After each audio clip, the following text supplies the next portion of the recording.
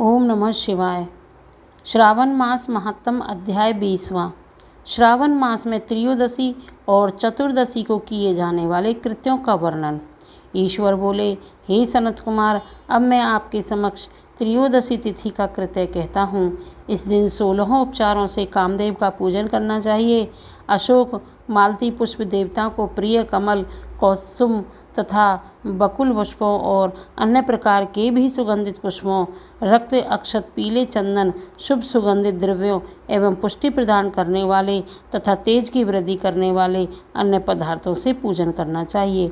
नैवेद्य और मुख के लिए रोचक तांबूल अर्पित करना चाहिए।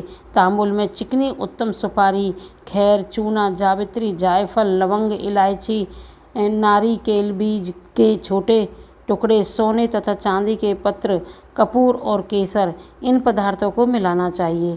मगध देश में उत्पन्न होने वाले श्वेत वर्ण पके हुए पुराने दृढ़ तथा रसमय तांबूल शंबरासुर के शत्रु कामदेव की प्रसन्नता के लिए अर्पित करना चाहिए। तत्पश्चात मोम से बनाई गई बत्तियों से कामदेव का नीराजन करें और पुनः पुष्पांजलि प्रदान करें।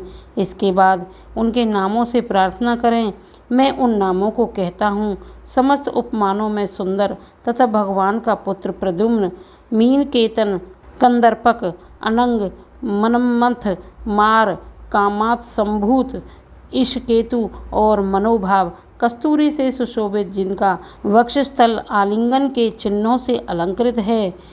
हे पुष्पधन्व, हे शंबरासुर के शत्रु, हे कुसुमेश, हे रतिपते, हे मकरध्वज, हे पंचेश, हे मदन, हे समर, हे सुंदर, देवताओं के कार्य की सिद्धि के लिए आप शिवजी के द्वारा दग्ध हो गए हैं। उसी कार्य से आप परोपकार की मर्यादा कहे जाते हैं।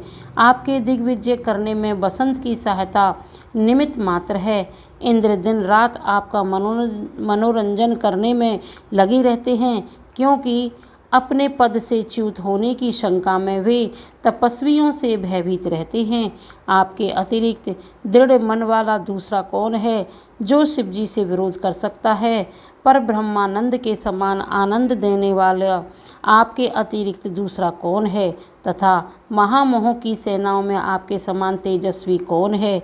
अनिरुद्ध के स्वामी और मलयगिरी पर उत्पन्न चंदन तथा अगरू से सुवासित विग्रह वाले जो देवेश कृष्ण पुत्र हैं, वह आप ही हैं। हे शरतकालीन चंद्रमा के उत्तम मित्र, हे जगत की सृष्टि के कारण, जगत पर विजय के समय दक्षिण दिशा तथा पवन देव आपके सहायक थे।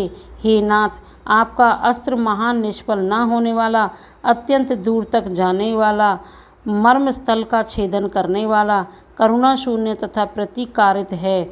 सुना गया है कि वह अत्यंत कोमल होते हुए भी महान शोभ करने वाला और अपने तुल्य पदार्थ को भी दर्शन मात्र से ही क्षुभित करने वाला है। जगत पर विजय करने में सहायक होने से प्रवृत्ति की आपका मुख अलंकार है। हे विभो, आपने सभी श्रेष्ठ देवताओं को उपहास के योग्य बना दिया, क्योंकि ब्रह्मा जी अपनी पुत्री में कामासक्त हो गए, विष्णु जी वृंदा में अनुरक्त हो गए और शिवजी पर स्त्री के कलंक के कारण अस्पर्श हो गए हैं। हे मानद, यह वर्णन मैंने मुख्य रूप से किया है, अधिक कहने से क्या लाभ है? इस लोक में अपने वश में रहने वाले ब्राह्मण विरले हैं। अतः हे भगवान, इसकी की गई पूजा से आप प्रसन्न हों। श्रावण मास में शुक्ल पक्ष की त्रयोदशी तिथि के दिन पूजा प्राप्त करके कामदेव प्रवृत्ति मार्ग के विषय शक्ति व्यक्ति को अत्यधिक पराक्रम तथा शक्ति प्रदान करते हैं और निवृत्ति मार्ग में संलग्न व्यक्ति से अपने विकार को हर लेते हैं।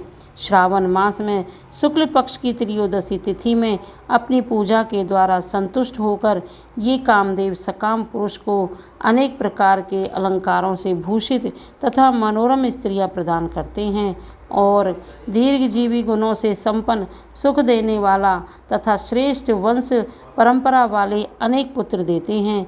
हे मानद, त्रयोदशी तिथि का जो शुभ कृत्य है उसे मैंने कह दिया।